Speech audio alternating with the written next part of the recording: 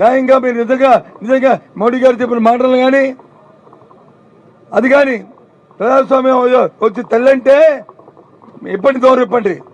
లేదు మోడీ గారు చెప్పిన మాటలు అబద్ధం, అది కాదు ఆయన మాటలు వచ్చి అలాగే చెప్తారు కానీ చేతలు వచ్చి దోపిడీ చేసుకుంటూ కింద చూస్తారంటే సరే మీ ఇష్టం.